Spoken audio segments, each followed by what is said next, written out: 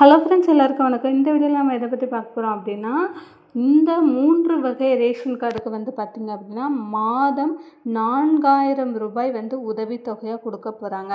அது எந்த ரேஷன் அட்டை உள்ளவங்களுக்கு யார் யாருக்கெல்லாம் இந்த மாதம் 4000 வரப்போகுது அப்படின்றத இந்த வீடியோவில் நம்ம பார்க்க போகிறோம்.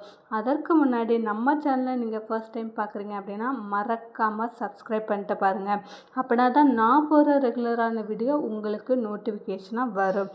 இப்போ வாங்க நம்ம வீடியோக்குள்ளே போகலாம்.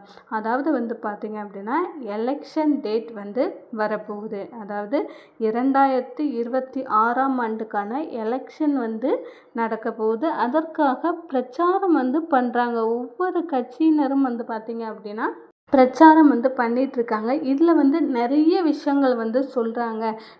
நாங்கள் ஆட்சிக்கு வந்தால் இதை பண்ணுறோம், நாங்கள் ஆட்சிக்கு வந்தால் இதை பண்ணுறோம். 2 டீமும் பார்த்திங்க அப்படின்னா மாற்றி மாற்றி சொல்கிறாங்க. நிறைய பேருக்கு நிறைய விஷயங்கள் தெரியுது. நிறைய பேருக்கு நிறைய விஷயங்கள் அவங்க ஒவ்வொரு மேடையிலும் ஒவ்வொரு விஷயங்கள் சொல்கிறதுனால நிறைய பேருக்கு இந்த விஷயங்கள்லாம் தெரியாமல் போகுது.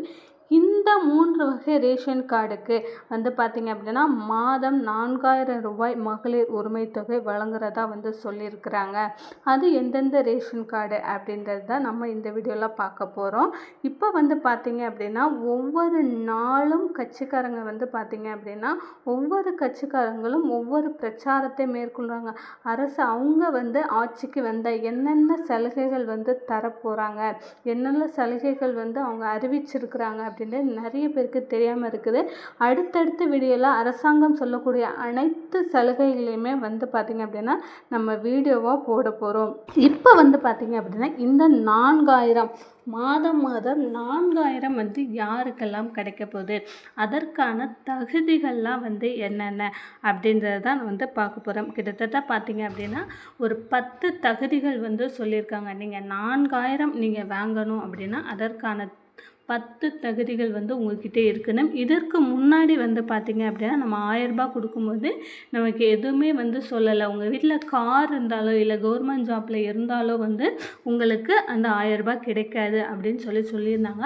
ஆனால் இந்த ஜூலையிலேருந்து பார்த்திங்க அப்படின்னா நீங்கள் கார் வச்சுருந்தாலுமே இந்த 2000 ரூபாய் காசு நீங்கள் வாங்கலாம் அப்படின்னு அறிவிச்சிருக்கிறாங்க. இது பார்த்திங்க அப்படின்னா நிறைய பேருக்கு பெனிஃபிட்டாக இருக்கும்.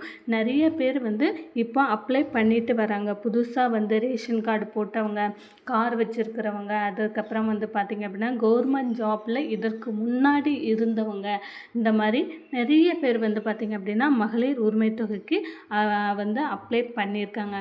இப்போ இந்த 4000 ரூபாய் யாருக்கெல்லாம் கிடைக்க போகுது அப்படின்னா இந்த 10 விஷயங்கள் உங்ககிட்ட கண்டிப்பாக இருக்கணும். இருந்தால் மட்டும்தான் அவங்க உங்களுக்கு 4000 ரூபாய் வழங்குவாங்க. அது என்னென்ன அப்படின்றத நான் 1 by 1 சொல்கிறேன். ஃபஸ்ட்டு பார்த்திங்க அப்படின்னா இந்த 4000 ரூபாய் வாங்கணும் அப்படின்னா கண்டிப்பாக நீங்கள் கவர்மெண்ட் ஜாப்பில் இருக்கக்கூடாது. தற்போது வரை நீங்கள் கவர்மெண்ட் ஜாப்பில் இருக்கிறீங்க அப்படின்னா கண்டிப்பாக பார்த்திங்க அப்படின்னா இந்த 4000 ரூபாய் கிடையாது உங்களுக்கு. இதில் பார்த்திங்க அப்படின்னா நீங்கள் கவர்மெண்ட் ஜாப் இல்லாமல் நீங்கள் ப்ரைவேட் ஜாப்பில் இருக்கிறீங்க அப்படின்னா கண்டிப்பாக உங்களுக்கு இந்த 4000 ரூபாய் கிடைக்கும்.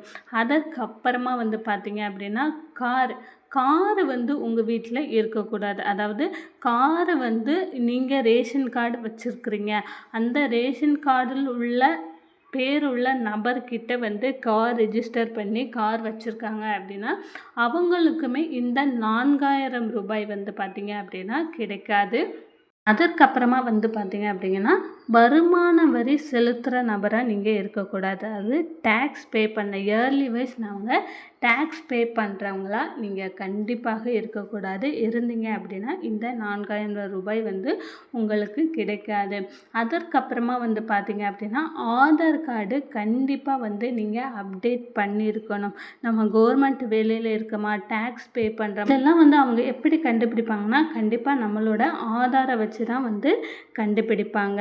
அதற்கப்புறமா பார்த்திங்க அப்படின்னா உங்களோட கார்டு வறுமை கோட்டிற்கு கீழ் உள்ள கார்டாக இருக்கணும்.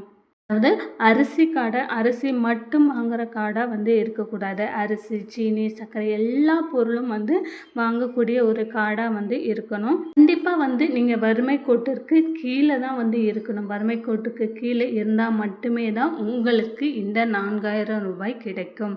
அதுக்கப்புறமா வந்து பார்த்திங்க அப்படின்னா உங்கள்கிட்ட ஆட்டோ இல்லை பஸ்ஸு, வேனு இந்த மாதிரியான 4 சக்கர வாகனங்கள், அதற்கு மேற்பட்ட சக்கர வாகனங்கள் வச்சுருந்தாலுமே கண்டிப்பாக இந்த 4000 ரூபாய் வந்து கிடைக்காது.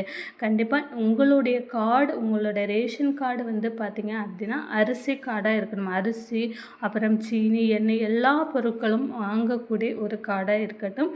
NPHS கார்டாக இருக்கணும். வறுமை கோட்டிற்கு மேலே உள்ள கார்டாக வந்து இருக்கக்கூடாது. நிறைய தகவல்களை அடுத்தடுத்த வீடியோவில் நான் உங்களுக்கு ஷேர் பண்ணுறேன். மறக்காமல் நம்ம சேனலை சப்ஸ்கிரைப் பண்ணுங்கள். தேங்க்யூ.